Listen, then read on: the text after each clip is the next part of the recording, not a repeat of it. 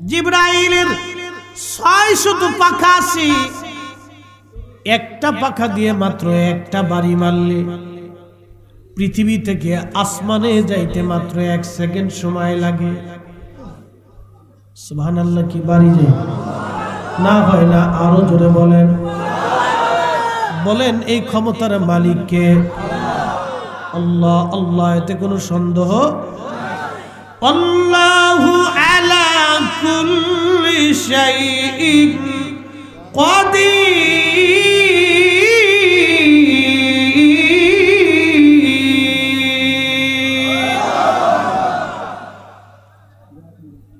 এই সুন্দর ফুল, সুন্দর ফল, মিঠা নদীর পানি, খোদা তোমার মেঘের বাণী, খোদা তোমার মেঘের বাণী।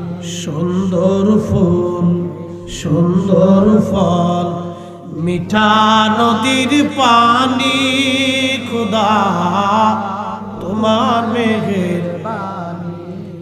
তুমি কতই দিলে রতন, ভাই বাড়াদার পুত্র স্বজন, ক্ষুধা পেলে অন্ন জুগাও, মানি চাই না মানি, খোদা তোমার মেঘের মেহেরবানি কার? শ্রেষ্ঠ নবী দিলাম রিক, তরিয়ে নিতে রোজ হাসরে, ঠিক কিনা? শ্রেষ্ঠ নবী দিলাম রিক, তরিয়ে নিতে রোজ হাসরে, পথ না ভুলি, পথ না ভুলি, তাই তো দিলে পাক কুরআনের বাণী, খোদা তোমার মেঘের বাণী। সুন্দর ফুল, সুন্দর ফল, মিঠা নদীর পানি, খোদা তোমার মেঘের বাণী। কষ্ট হয়? চলবে? একসাথে বলেন তো আল্লাহু আকবার। সব ক্ষমতার মালিককে সন্দেহ? এ বৈরবের মুসলমান, জিবরাইল এত বিরাট, একটা পাখা দিয়ে একটা বাড়ি মারলে আসমান জগতে যাইতে মাত্র 1 সেকেন্ড সময় দরকার। খুব মনোযোগ দিয়েন, জিবরাইলের আসমানে যাইতে 1 সেকেন্ড সময় লাগে একটা বাড়িতে, বাকি 599টা পাখা ব্যবহার করা লাগে না। ও নবীর উম্মত, কিন্তু আল্লাহ আমার নবীকে কি পরিমাণে পাওয়ার দিয়েছিলেন, কি পরিমাণে শক্তি মর্যাদা দিয়েছিলেন। আল্লাহর নবী সহিহুল বুখারীর কিতাবুস সালাত বাবু সালাতুল কুসুবের মধ্যে আসছে, আবার নবীজি রাসূল করিম ফরমান, নবীজি নামাজ পড়তেছিলেন, সালাতুল কুসুবের নামাজ শেষ হয়ে গেল, আল্লাহর নবী যায় নামাজের বিছানায় দাঁড়িয়ে আসমানে হাত বাড়াই দিলেন। সাহাবীরা বলেন, ইয়া নবী আল্লাহ, আসমানে কেন হাত বাড়াইলেন? আল্লাহর নবী বলেন, জান্নাত দেখলাম, জান্নাতের আঙ্গুর ফল দেখলাম, লোভনীয় আঙ্গুর আনার জন্য আমি নবীজি জান্নাতে হাত বাড়াই দিয়েছিলাম। হয়তো চিৎকার মেরে বলবেন কি, ইয়া রাসূলুল্লাহ, নবী মদিনায় হাত বাড়াইছে জান্নাতে, যেই নবী মদিনায় দাঁড়াইয়া জান্নাতে হাত বাড়াইতে পারে, আঙ্গুর আনার জন্য হাত বাড়াইতে পারে, সেই নবী মদিনার থেকে ভৈরবের ফাতিহা মাহফিলে তাওয়াজ্জুর হাত বাড়াইতে পারে কি পারে না? হাত উঁচা করে বলেন, পারে কি পারে না?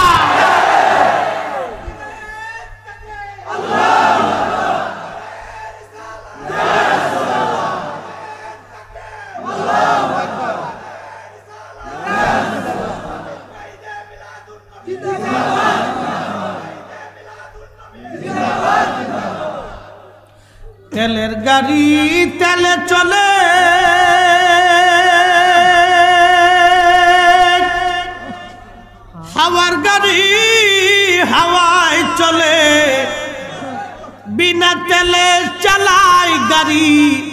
নবী সুলাইমান আমরা সেই মুসলমান, ঠিক কি না?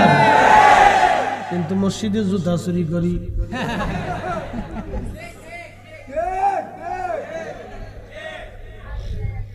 অনেকদিন আগের কথা, মাহফিলে 500 টাকা হাদিয়া পাইতাম, 300 টাকাও দিত। অনেক আগে EF 4-5টা 8-10টা মাহফিলের থেকে দিয়ে জোগাড় করে 1600 টাকা দিয়ে জুতা কিনছিলাম আমি। বুঝতেছিনি তো অনেক কষ্টের টাকা আমার। অনেক গুলি মাহফিল করে জোগাড় 1600 টাকা দিয়ে জুতা কিনছি। 1600 টাকার জুতা তৎকালীন জমানায় একবারে খারাপ না। তো ফাই দিয়ে চিন্তা করলাম মোসে মোসে মাহফিলে আইছি, ওয়াজ নসিহত কইরা কান্দে কেটে দোয়া করলাম। স্টেজ থেকে নামে দেখি আমার জুতাই নাই। এই যে মাইকটা দূরে করলাম, তোর আল্লাহর দোহাই লাগে আমার জুতা জুতা দিয়ে যা। ও আর জীবনে দেয়নি। পরে এক মুসল্লি কয়, হুজুর আমার এক প্লাস্টিকের জুতা আছে, ওইটা লয়ে যানগে। পরে এরপরে তো আমি আর দামি জুতা কিনি না, যা করে খুদাই এই পচাটাই কিনবো, লয়ে গেলে এটি লয়ে যাগে। তেলের গাড়ি তেলে চলে,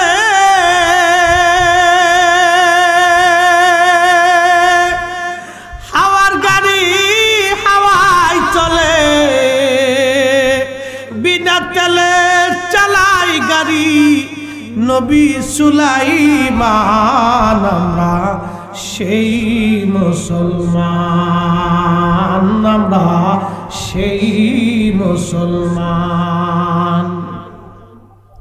আমাদের মাযহাবের ইমাম আবু হানিফা রাহমাতুল্লাহ আলাইহি 99 বার আল্লাহর নবীর সঙ্গে স্বপ্নে কথা বলছে। মালিকি মাযহাবের ইমাম ইমাম মালিক 80 বছর নবীর ভালোবাসা, মদিনার হাউদের মধ্যে জুতা পরেন নাই, পায়খানা করেন নাই, পেশাব করেন নাই, এমনকি ভৈরববাসী মুখের থুতু পর্যন্ত মদিনার মাটিতে ফেলেন নাই। 80 বছর, একবার জোরে বলা যাবে কি মারহাবা। আমরা মিলাদুন নবীর মাহফিলে জুলুসে গেলে অনেকে দাঁড়ায় দাঁড়ায় হাসে। কি কথা কেন হাসে না? মান কিসিবে কারা হাসে? তোমার হাসি ডিম পারবে না। আসতে বলেন কেন? জোরে বলেন। ওর হাসে ডিম পারবে। ইমাম মালিক 80 বছর মদিনার মধ্যে জুতা পরেন নাই। জিজ্ঞেস করা হলো, ইমাম মালিক 80 বছর ধরে মদিনার মধ্যে কেন জুতা পরেন না? কোন দলিলে জুতা পরেন নাই? ইমাম মালিক রাহিমাহুল্লাহ একটা দলিল দিতেন, যেই মাটির ভিতরে রাহমাতুল লিল আলামিন ঘুমাই রইছে, আমি ইমাম মালিক ওই মাটির মধ্যে জুতা কেমনে পাই দিব বলো? ওই মাটির মধ্যে থুতু নিক্ষেপ করব কেমনে বলো? ওই মাটির মধ্যে আমি পায়খানা পেশাব করব কেমনে বলো? আল্লাহর নবী খুশি হইয়া ইমাম মালিকের সাথে 100 বার স্বপ্নে কথা বলে গেছে। যেখানে আমাদের জীবনে একবারও নসিব হয় না, সেখানে ইমাম মালিক 100 বার আল্লাহর নবীর সঙ্গে কথা বলে গেলেন। ইমাম আহমদ ইবনে হাম্বল একটা মাসালার জন্য তিনি 3 বছর বেতের আঘাত খেয়েছেন, 4 বছর তিনি জেল খেটেছেন। ইমাম আহমদ ইবনে হাম্বল রাহমাতুল্লাহ আলাইহি হাম্বলি মাযহাবের ইমাম, 6 লক্ষ হাদিস শরীফ যার কণ্ঠস্থ ছিল, 6 লক্ষ হাদিস তার সিনার ভিতরে আল্লাহ জমা করেছিলেন। মাসালা কি? ইমানের মাসালা। তৎকালীন খলিফা বলল, ইমাম আহমদ আপনি বলেন কুরআন সৃষ্টি। ইমাম আহমদ ইবনে হাম্বল বললেন, না, যেটা আল্লাহ বলে নাই, রাসূল বলে নাই, সেই কথা আমি বলতে পারবো না। কোরআন সৃষ্টি হতে পারে না, কোরআন স্রষ্টার কালাম, আল্লাহর কালাম। আল্লাহ স্রষ্টা, তার কালাম সৃষ্টি হতে পারে না। আল্লাহ স্রষ্টা, আর কোরআন হলো আল্লাহর কালাম। কালাম কখনো সৃষ্টি হতে পারে না। একবার জোরে বলা যাবে কি মারহাবা। খলিফা তাকে ধরে নিয়ে গেল, 4 বছর পর্যন্ত চাবুক দিয়ে পিটাইল। প্রত্যেক দিন 10টা করে চাবুকের পিটুনি ইমাম আহমদ ইবনে হাম্বলকে দেয়া হতো। ও ভৈরবের মুসলমান, পিঠের চামড়া আর গোশতগুলি পচে গেল, ঘা হয়ে গেল, গন্ধ হয়ে গেল। ওই অবস্থায় ইমাম আহমদ ইবনে হাম্বল তিনি নামাজ আদায় করতেন। 4 বছর পরে জেলার সে রাত্রিবেলা এশার নামাজের পরে, এশার নামাজের আগে জেলখানার যিনি জেলার থাকে, জেলার সে বলেন ইমাম আহমদ ইবনে হাম্বল, যাহা মন চায় রাত্রিবেলা আপনি আদায় করে নেন, সকালবেলা আপনাকে ফাঁসি দেওয়া হবে। সকালবেলা আপনার ফাঁসি হবে, রাত্রিবেলা যাহা মন চায় আপনি আদায় করে নেন। ইমাম আহমদ ইবনে হাম্বল স্থির থাকলেন, তাড়াহুড়া করলেন না। খুব ধীর স্থিরভাবে তিনি এশার নামাজ আদায় করলেন। এশার নামাজ আদায় করার পরে ইমাম আহমদ ইবনে হাম্বল 2 রাকাত তিনি নফল নামাজ আদায় করলেন। 2 রাকাত নফল নামাজ পড়ে রব্বে কারীমের দরবারে হাত বাড়াইছে। একসাথে বলবেন মারহাবা। কোন জায়গায় হাত বাড়াইছে? আল্লাহর দরবারে। কারণ আমরার দেশে একদল আছে মুনাজাতই মানে না। এই কথা কর না, কে আসে না নি নাই? 6 লক্ষ হাদিসের হাফিজ, সে দুনিয়া বুঝলো না, দিন বুঝলো না। আর আমরা দেড় ব্যাটারি বুঝে গেছি। ওরে খাটাস কোথাকার, ও আজাজিলের খালাতো ভাই, ওরে দেখলে শয়তানে হাসের কয়, দোস্ত তুই যতদিন আসিস আমার আর দুনিয়ার কোনো কাজ নাই, তুই কাজ চালাই দি। মনোযোগ দেন, আল্লাহর কোরআনের একটা ফায়সালা। ইয়া আইয়ুহাল্লাযীনা আমানুস্তাঈনু বিস-সাবরি ওয়াস-সালাত।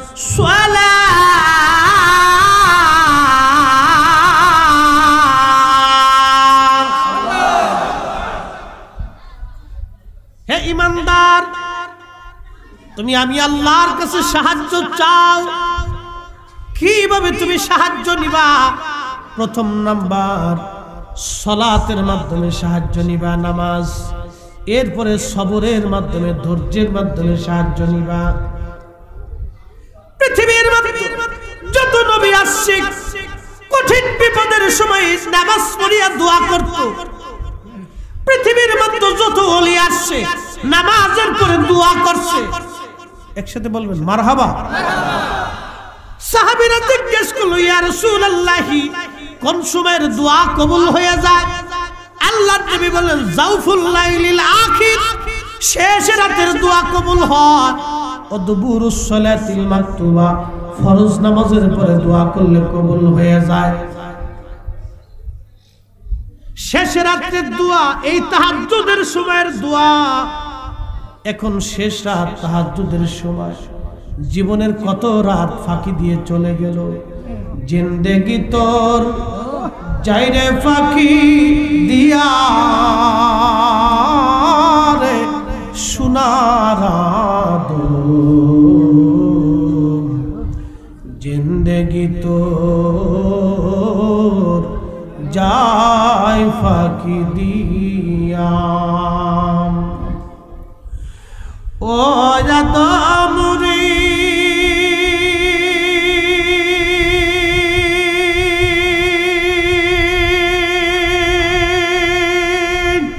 কামিনীর ওই কোলেতে, কামিনী মানে রাত্র, কামিনীর ওই কোলেতে কাল ঘুমেতে রইলি তুই, সারা নিশি কাটাইলি তুই ঘুমাইয়া ঘুমাইয়া রে সোনার জিন্দেগি তোর যায় ফাঁকি দিয়া। ও আদম রে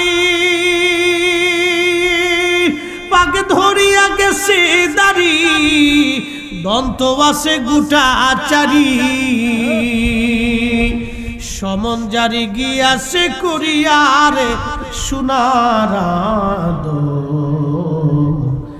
জিন্দেগি তো যায় ফাঁকি দিয়া ভৈরববাসী জীবন ফাঁকি দিয়ে চলে যায়। আজকে আমাদের মাঝে হাজী সাহেব উপস্থিত আছেন, সভাপতি সাহেব আছেন, বয়স হয়ে গেছে। ওনার আগেই ফাতিহা মাহফিল যারা করত, কত মানুষ আজ কবর দেশে চলে গেছে। আহা, আর কোনদিন তারা এই ফাতিহায় ফিরে আসবে না। আগামী দিন এই কমিটির কে কবরে চলে যাবে কেউ তো জানি না। কোনদিন আর পৃথিবীতে ফিরে আসার সুযোগ নাই, কিন্তু এই ফাতিহা মাহফিল ধরে রাখা লাগবে। কেন? ফাতিহা মাহফিল যতদিন হবে দোয়া ততদিন চলবে। মাহফিল বন্ধ হলে দোয়া বন্ধ হয়ে যাবে। কথা কোন ঠিক কিনা?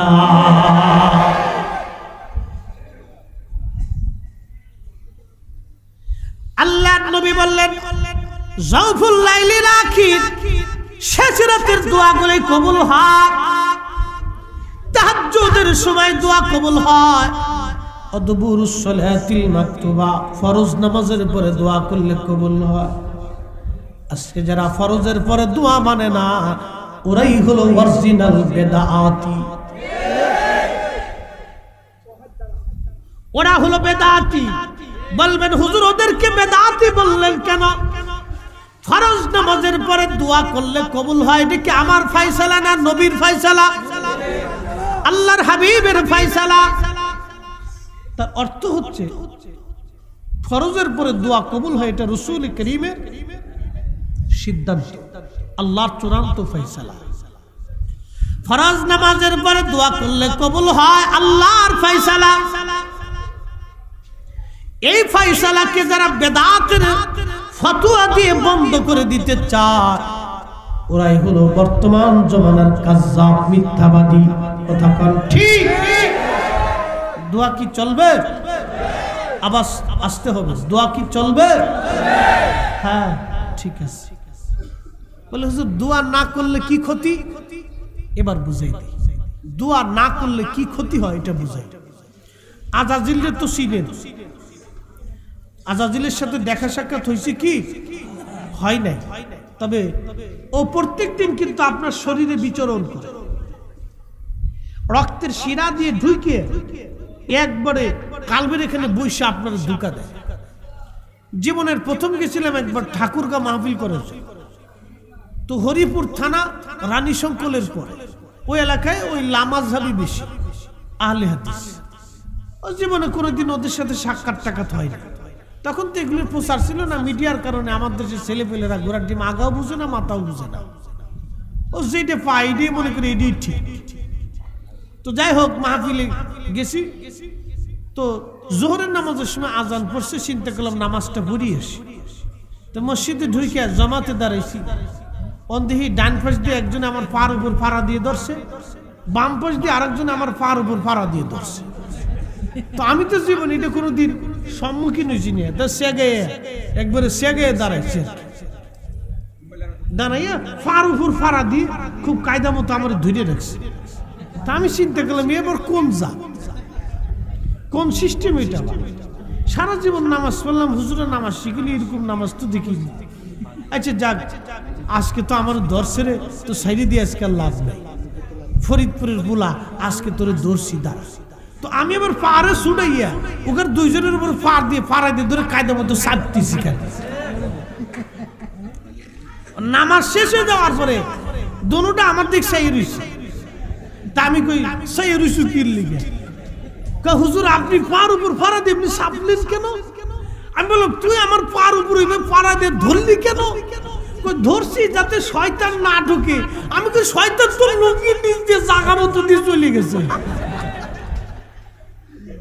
কথা কর না কেন? শয়তানের কি যাওয়ার জায়গার অভাব পড়ছে? ও রক্তের শিরা দিয়ে ঢুকে কালবের এখানে বসে বসে ধোঁকা দেয়। ফাতিহা মাহফিলে যাইস নিয়ে, জুলুসে যাইস নিয়ে, মাহফিলে বসিস নিয়ে, নামাজে যাইস নিয়ে, রোজা করিস নিয়ে, হালাল খাইস নিয়ে, ও খালি ধোঁকা দিতে থাকে। কি কথা কর, ঠিক কিনা? তো 9 লক্ষ বছর ধরে শয়তানে আল্লাহরে সেজদা দিছে, খুব ইবাদত করছে। তো আল্লাহ যখন তারাই দিছে, তখন আল্লাহরে বলে, আল্লাহ আমি কি কিছু পাই না? বলে কি চাইস? বলে 9 লক্ষ বছর ধরে তোমার শুকর গুজার ইবাদত বন্দিগি করলাম, তো কিছু দেও তো। বলে কি চাস? বলে আমাকে কিয়ামত পর্যন্ত হায়াত দিবা। বলে হ্যাঁ দিলাম। আর কি চাস? বলে আমাকে তাম পৃথিবী ঘুরে আসবো 1 সেকেন্ড শক্তি দিবা। হ্যাঁ তাও দিলাম। আর কি চাস? বলে আল্লাহ আর একটা শক্তি দাও। বলে কি শক্তি? তোমার বান্দার রক্তের শিরা দিয়ে ঢুকে কালবের এখানে বসে বসে আমি ধোঁকা দেব, এই শক্তি দাও। বলে হ্যাঁ তাও দিলাম। আর কি চাস? বলে আর কিছু লাগবে। তো কি করবি? বলে আল্লাহ তোর ইজ্জত জালালের কসম করে বলতেছি, আমি আজাজিল, তোর একটা বান্দাও বেহেশতে ঢুকতে দিব না। ওই কালবের মধ্যে বসে বসে ধোঁকা দিয়ে দিয়ে দিয়ে দিয়ে দিয়ে দিয়ে সব জাহান্নামী বানাই ফেল। আল্লাহ রাব্বুল আলামিন রাগান্বিত হয়ে গেলেন। আল্লাহ রাগ করে ধমক দিয়ে বলেন, এই আজাজিল, আমি আল্লাহর ইজ্জত জালালের কসম করতেছি, তুই শুনে রাখ, আমার বান্দাকে তুই ধোঁকা দিয়ে দিয়ে দিয়ে দিয়ে গুনাহ করাবি, আর আমি আল্লাহর দরবারে আমার বান্দা ক্ষমা চাবে, চাইতে দেরি করবে, আমি আল্লাহ আমার বান্দার জীবনের গুনাহ মাফ করতে দেরি করব।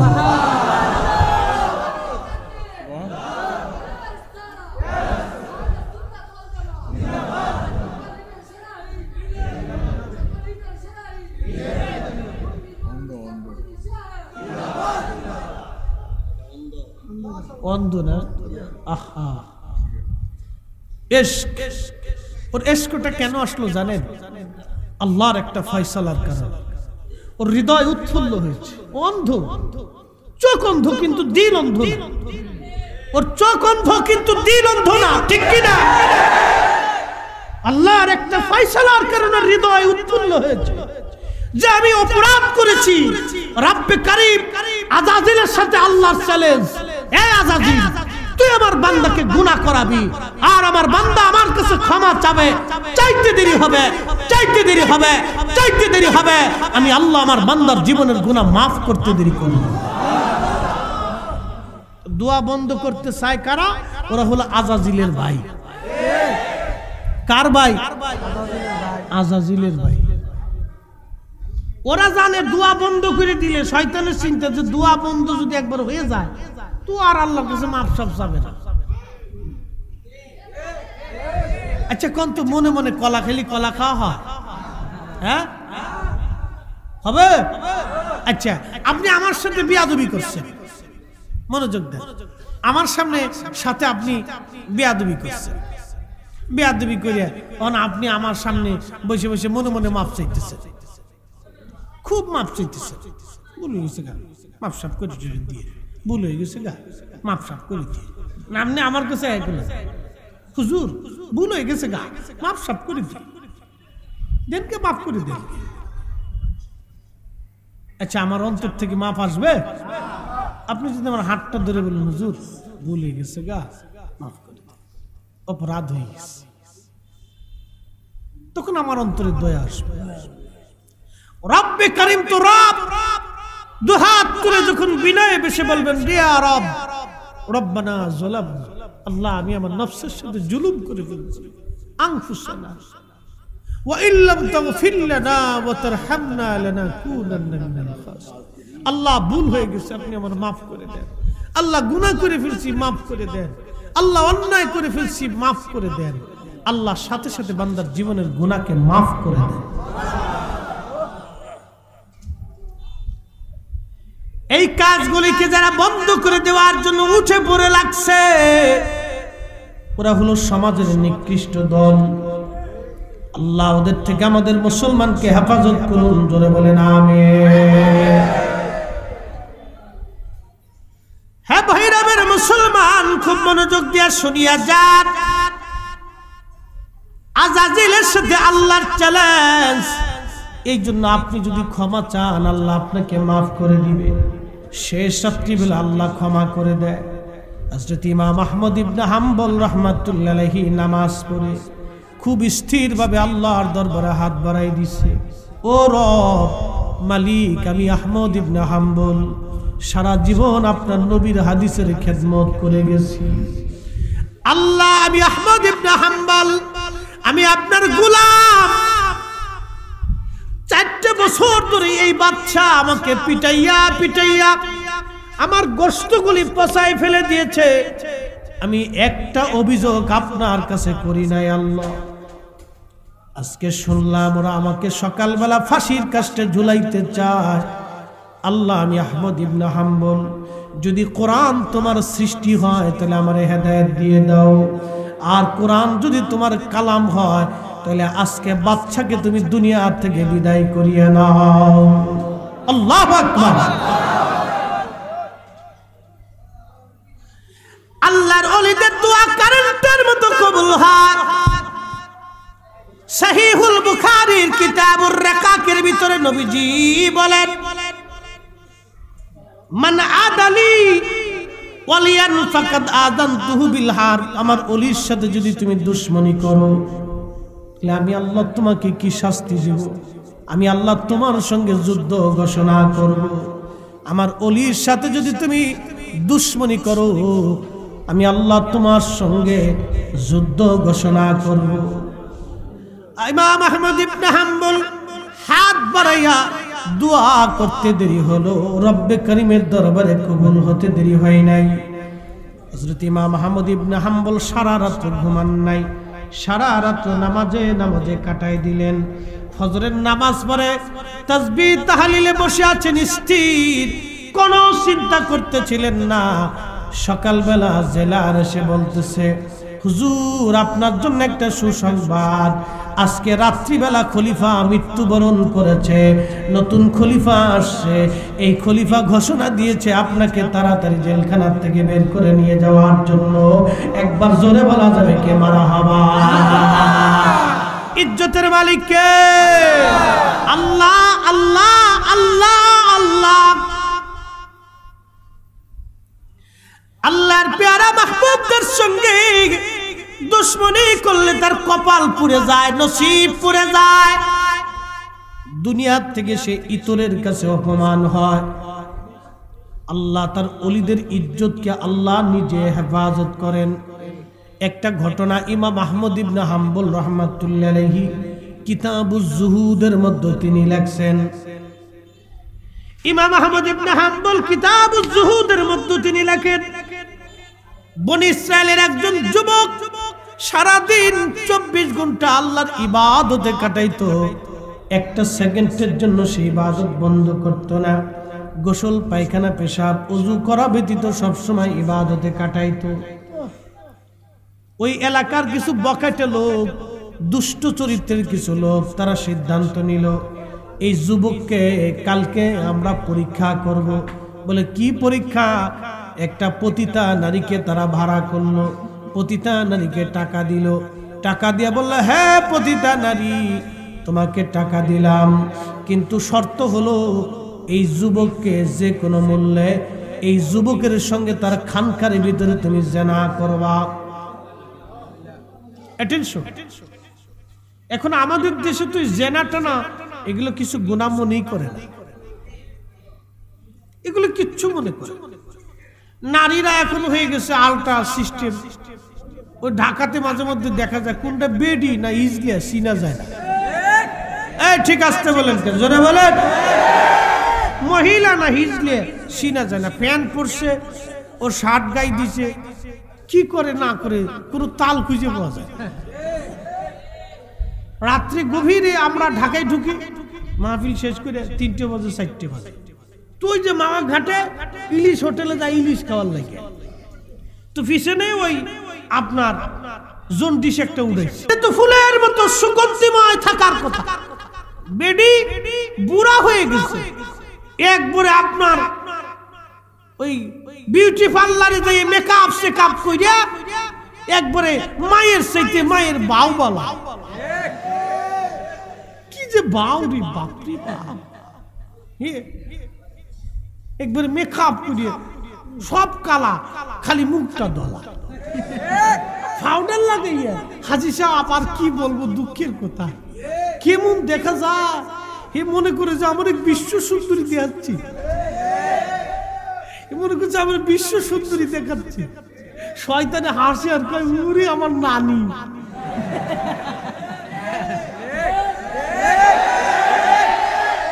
এটা শয়তানের নানি, ও সমাজ নষ্ট করে দিচ্ছে। আমার দেশে ছেলে পেলে চোখ নষ্ট করে ফেলছে। কথা খারাপ কইছি রে, খালি পোলাপানের দোষ। আমি তো দেখি পোলাপানের কোনো দোষ না। হ্যাঁ, ওরা ভালো তো, পোলাপানের কোনো দোষ নেই। কলা যদি চুলা থাকে তো মাসি তো বন বন করবো। ফুলাপানের দোষ নেই, কে একটা মাসালা দিয়ে যায়, আজকে এর পক্ষে দলিল দিয়ে যায়।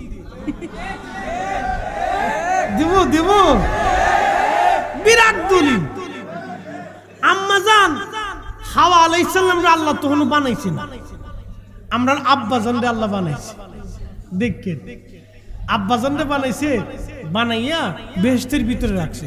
সারা জান্নাত পুরে ঘুরে, কিন্তু আব্বার ভালো লাগে না। এই জন্য ফুলাপানের বিয়ের বয়স হইলে মুরব্বীদের কাজ হলো ওরা আগে বিয়ে দেওয়া। দেখছেন মিছিল মেরে দিচ্ছে একবারে। ঠিক ঠিক ঠিক, উনি এত খুশি, বিয়ে দিলে খুশি। আরে গাড়ির উপর ভূত একটা আইলে যে কি জ্বালার জ্বালা।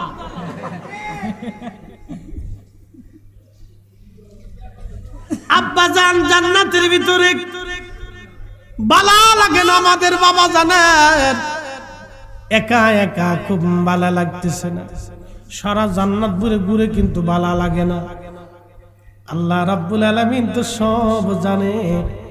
আদম সফিউল্লাহ ঘুমাইছে, বাম পাজরের একটা কিঞ্চিত বাঁকা হাত, এই জন্য নারীরা একটু না কোয়া যাবে না, কইলে ভোট দিব না, আমার বিপদ আছে। নারীরা কিঞ্চিত, হাই কোয়া যাবে না, কইলে বিপদ, বললে বিপদ। আঙ্গুল দিয়ে দেখতেছে নাকি? ওইটা এইটা মাইডিয়ে ফেলেছে রে। এই কিঞ্চিত বাঁকা হাত দিয়ে আল্লাহ আম্মা জান রে বানাইছে। একবার জোরে হবে কি মারহাবা? এই জন্য আল্লাহ রাসূল বলছে, আমার উম্মত বউয়ের সাথে ঝগড়া করবে না, বিবির সাথে ঝগড়া করবে না, মারামারি ঘুষাঘুষি করবে না। কি করবা? তার কিঞ্চিত বাঁকা হাত দিয়ে আল্লাহ বানাইছে। এর বাঁকা হাত দিয়ে যেহেতু বানানো হয়েছে, তাহলে আস্তে আস্তে তেল মালিশ করবা। তেল মালিশ বুঝছেন না? আর দুনিয়া তো আসাদুল মিনাল ফাম, একটু ফামে ফামে রাখতে হবে। জরিনার মা ও মন খারাপ করো না, তোমার সারা কে আর আমি বাঁচতে আর খুশি। আবার যদি ভৈরবের বাজার থেকে মাছ কিনেন 2500 টাকা দিয়া, যায় কেমন জরিনার মা 1500 টাকা দিয়েছি। জরিনার মা খুশি, গো বেডা আমার বেডা, সেই বেডার বেডা। কি কথা বল না কেন? কাপড় কিনবেন 3000 টাকা দিয়ে, কিন্তু কবেন 6000 টাকা, কিন্তু ধরা খাওয়া যাবে না। ধরা খাইলে কিন্তু বিপদ। আর দুনিয়া তো আসাদুল মিনাল ফাম। আল্লাহ রাসূল বলছেন, বিবিগারে খুশি করার লিগে এই মিছে কথা কোয়া যায়। মারহামা কইলেন না? না আরো জোরে। জীবন বাঁচানোর জন্য, ভেজাল মীমাংসা করার জন্য, বিবিরে খুশি করার জন্য মিথ্যা কথা বলা যায় আছে। একসাথে জোরে বলেন না মারহাবা। যদ্দুর ফরেন বাজ্যে ফাম মারিয়ে ধরা খেন না, কিন্তু ধরা খেলে বিপদ। আর যদি খালি দুর্নাম করছেন, জরিনার মারে এই তোমার রান্না বেশি সুবিধার না, ওই আব্দুল করিমের মারটা খাইছিলাম এটাই বালা। তাহলে একবারে কিয়ামত পর্যন্ত যদি হায়াত থাকে, তাহলে কিয়ামত পর্যন্ত খোটা দেবো, করিমের মারটা খাওয়া যাও। আমি একদিন খালি বলছিলাম কি ঘোড়ার ডিম রান্না বান্না করো মাহফিলে তো এটাই বালা খাওয়ায়। আজও পর্যন্ত খালি যদি কইছি আজকে একটু লবণ কমেছে কয় মাহফিলে যা খাও গে, এই বেডিরা ভালো করে তোমার লেগে রান্ধে হেতে যা খাও গে, আমারটা তো ভালো লাগবেই না। আমি কি না না মন খারাপ টারাপ করি, কারণ ওই ফার্ম তো দিয়ে আসা লাগবে, আমি তাই দেশে দেশে এটা ফার্মে না রাখলে তো বিপদ। এই নারী জাতিরে আল্লাহ এইভাবে রাখতেও, এই ঘুষাঘুষি করা যাবে না, মারামারি করা যাবে না। মারহাবা বলবেন আরো জোরে। এবার কি করতে হবে বুঝাইতেছি। পুরুষের পক্ষে একটা দলিল আছে, পুরুষের কোনো দোষ না। বলে দোষ না কেন বুঝাইতেছি। আল্লাহ আদম আলাইহিস সালাতু ওয়াসসালাম রে বানাইলেন জান্নাতের ভিতরে। আদম আলাইহিস সালামের একা ভালো লাগে না, সারা জান্নাত ঘুরে ঘুরে বেড়ায়। আব্বাজানের মন খারাপ, বাম পাজরের বাঁকা হাত থেকে আল্লাহ মা হাওয়াকে বানাইলেন। আম্মাজানরে বানানোর পরে আব্বাজান ঘুমাই রয়েছে, ঘুম থেকে উঠে দেখলেন জান্নাতে আমার পাশেই, দেখতে আমার মতোই কিন্তু নেগেটিভ। আদম আলাইহিস সালাম দেখলেন দেখতে তো আমার মতোই দেখা যায় কিন্তু নেগেটিভ, এত সুন্দর, এটা আবার কেডা? ঘন্টা উঁচা করে দেখতে গেছে। আল্লাহ ডাক দেখলেন আদম দাঁড়াও, অপেক্ষা করো, বিয়ে পড়াইতে হবে। আদম নবী বলেন আল্লাহ বিয়ে আবার কি? জীবনে তো কোনোদিন বিয়ে থা করি নাই। আল্লাহ বলেন অপেক্ষা করো, জিব্রাইল যাচ্ছে, বিয়ে পড়ানো হবে, তারপরে তুমি তার কাছে যাইবা। একবার জোরে বলা যাবে কি মারহাবা? এই আমার দিকে তাকান। ওইখান থেকে পুরুষের অভ্যাস, আগে বেডি করে খুশি দেয়। কেডাও কেডাও বেডাগার অভ্যাস হলো কেডাও বেডি করে আগে খুশি দেয়। ওই আপনার গোলাপ ফুল নিয়ে স্কুলের সামনে দিয়ে, কলেজের সামনে দিয়ে গুড় গুড় গুড় গুড় করে এতিম সন্তানের মতো খালি ঘুরতে থাকে, খয়রাতির মতো ঘুরে, খয়রাতি খয়রাতি খয়রাতির মতো স্কুল কলেজের সামনে দিয়ে খালি ঘুরতে থাকে, ওই অভ্যাস। এই জন্য আল্লাহ বলছেন নারী জাতির মাথা থেকে পা পর্যন্ত বুরকা দিয়ে ভালো করে ঢাইকে দাও। একসাথে বলবেন না মারহাবা? আপনারা তো ডাকেন না।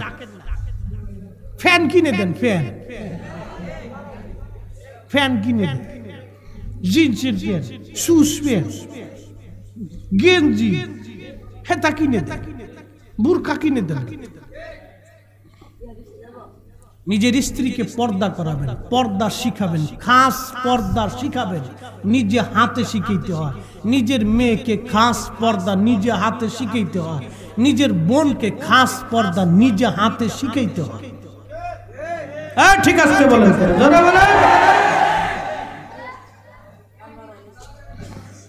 এদেশে মসজিদে জুতার নিরাপত্তা আছে? আছে? যদি থাকতো তাহলে এত বড় বড় বাক্সকে যেখানে সেজদা দিব জুতা সামনে রেখে সেজদা দিতে হয়, ওখানে সামনে থুয়ে সেজদা দি, নালে জুতার চিনতে নামাজ হইব না। খারাই গেছে আলহামদুলিল্লাহি রাব্বিল আলামিন আর রহমানির রহিম। ইমাম সাহেব তো কেরাত পড়তেছে, মুসল্লির জুতা হলো নিচতলায়, মুসল্লি আছে তিনতলায়। হেতে চিন্তা করে আমার জুতা কি আছে না শরীর হয়ে গেল। কি কথা কর না কেন? এ নামাজ জুতার ভিতরে করবো, হাই হ্যাঁ হে জুতার চিন্তা।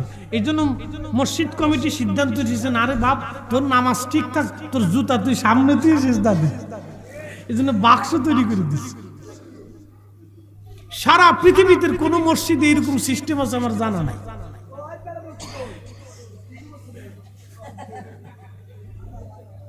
পাগল দিয়ে আর এক জ্বালার জ্বালা তো খুব মনোযোগ দেন। এই মসজিদে জুতার বাক্স, এই জুতার বাক্স সামনে দিয়ে সেজদা দেওয়া। তার অর্থ হচ্ছে এখনো যেই দেশে মসজিদে জুতা চুরি হয় সেই দেশে আপনার মেয়ে, আপনার বোন, আপনার ভাতিজি, আপনার ভাগ্নি, আপনার স্ত্রী, আপনার কন্যা, আপনার আত্মীয়, আপনার স্বজন বেপর্দা করে রাস্তায় ছেড়ে দিয়ে নিরাপত্তা চান কিভাবে? ও মাথার থেকে পা পর্যন্ত বুরকা দিয়ে ঢেকে খাস পর্দা শিখাইতে হবে। কথা বলেন ঠিক কিনা?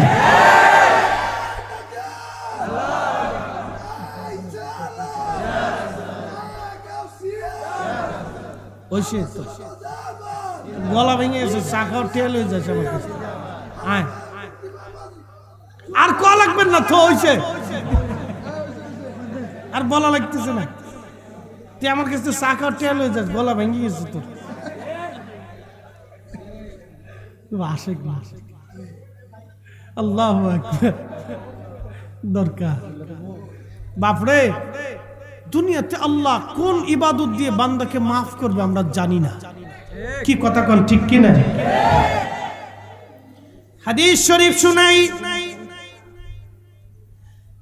আল্লাহর নবী সহিহ বুখারীর মধ্যে বর্ণনা করেন, প্রতিটা নারী কাস্টমারের জন্য দরজার সামনে দাঁড়ানো পৃথিবীর মধ্যে সবচেয়ে নিকৃষ্ট নারী সেই নারী যে টাকা দিয়ে অন্যের কাছে তার দেহ বিক্রি করে দেয়, এটার মতো নিকৃষ্ট নারী পৃথিবীতে আর কেউ হতে পারে না। ভিতরে বাহিরে সব নষ্ট তার। এই প্রতিটা নারী পৃথিবীর মধ্যে ওই পুরুষটা নিকৃষ্ট, যে পুরুষ টাকা দিয়ে অন্য নারীর দেহ ভক্ষণ করে, অন্য নারীর দেহর স্বাদ আস্বাদন নেয়, টাকা দিয়ে জিনা করে। ভাইরাবের মুসলমান, একটা মাসালা সারা জীবন মনে রাখবেন, যেই পুরুষ টাকা দিয়ে নারীর দেহর স্বাদ আস্বাদন করে, জিনা করে, ওই পুরুষের রুজি দিয়া কোনোদিন সংসারে তার শান্তি হবে না। ওই পুরুষের রুজির ভিতরে বরকত হবে না, তার রুজিতে বরকত হবে না, তার জীবনে বরকত হবে না। তওবা না করা পর্যন্ত তার রুজিতে বরকত হবে না, জীবনে বরকত হবে না, সংসারে বরকত হবে না, খাবারে বরকত হবে না, স্বাস্থ্যে বরকত হবে না, জীবনে বরকত হবে না। অতএব আপনাদেরকে বলে দিয়ে যাই, টাকা দিয়ে কোনোদিন জিনা করতে যাবেন না, জীবন আপনার বরবাদ হয়ে যাবে। টাকা দিয়ে যে পুরুষ জিনা করে ওর রুজিতে কখনোই বরকত হবে না। কোটি কোটি হাজারো কোটি টাকার মালিক হবে, আল্লাহি বিল্লাহি তাল্লাহি আসমান ও জমিন ওয়ালার কসম করি, ওর জীবনে কখনো বরকত হবে না। ও ছেলের হাতে মার খাবে, মেয়ের হাতের জুতা পিটা খাবে, স্ত্রীর হাতের জুতা পিটা খাবে। সুখ নাই রে সুখ পরাণের পাখি, 36টা বিয়া কইরা বৈরবেতে থাকি, আমার সুখ নাই রে। সুখ পাইছো না? সুখ এক জায়গা, সেটা আল্লাহর নবীর তরিকার ভিতরে সুখ। নবীর তরিকা ছাড়া আর কোনো সুখ নাই। শান্তি যদি পেতে হয় আল্লাহর নবীর তরিকার ভিতরে আসা লাগবে, নবীর সুন্নাহের মধ্যে আসা লাগবে, নবীর গোলামীর মধ্যে আসতে হবে। প্রতিটা নারী টাকার জন্য দাঁড়িয়ে আছেন, কাস্টমারের জন্য। এমন সময় দেখে রে একটা কুকুর হাঁপায়া হাঁপায়া জিহ্বা বের করে আসতেছে। কুকুরটা যখন জিহ্বা বের করে আসে তখন ওই প্রতিটা নারীর মনে বড় মায়া লাগলো, প্রতিটা নারীর মনে বড় মায়া লাগলো। আহা, একটা কুকুর সৃষ্টি, আজ পানির অভাবে তার জিহ্বা বের হয়ে গেছে। ওই কুকুরের মনে মায়া লাগলো, কুকুরটার মনে মায়া, ওই প্রতিটা নারীর মনে মায়া লাগলো। কুকুরটার জন্য তার পায়ের মোজা খুলে রশি বেঁধে কুয়ার ভিতর থেকে পানি উঠাইয়া ওই কুকুরটাকে সে পানি পান করাইল। কুকুরের তৃষ্ণা নিবারণ হয়ে গেল। আল্লাহর হাবিব বলে, আল্লাহর কাছে দৃশ্যটা এতই ভালো লাগলো, আমার মালিক আমার মাওলা সাথে সাথে প্রতিটা নারী সারা জীবনের গুনাহগুলি মাফ করে দিয়ে আমার আল্লাহ ওই প্রতিটা নারীকে জান্নাতি বানাই দিলেন। একবার জোরে বলা যায় কি মারহাবা। এখন এই হাদিস দিয়ে আপনাদেরকে একটা মাসালা দিয়েছে, প্রতিটা নারী কুকুরকে পানি পান করাইয়া বেহেশত গেল। আমি বলি সহিহ বুখারীতে আল্লাহ রাসূলুল্লাহ, বুখারীর হাদিস, এটা কখনো মিথ্যা হবে না, এটা সত্য হাদিস। কুকুরকে পানি পান করানোর জন্য একটা পতিতা নারী জান্নাতে চলে গেছে। একসাথে বলা যাবে আল্লাহু আকবার। এ বন্ধু, কবরের জগতে আমাদের কোনো কর্তৃত্ব আছে? কোনো ক্ষমতা আছে? মাফ যিনি করবেন তিনি আল্লাহ, না করলেও তিনি আল্লাহ। ওখানে আমাদের কোনো কর্তৃত্ব নেই।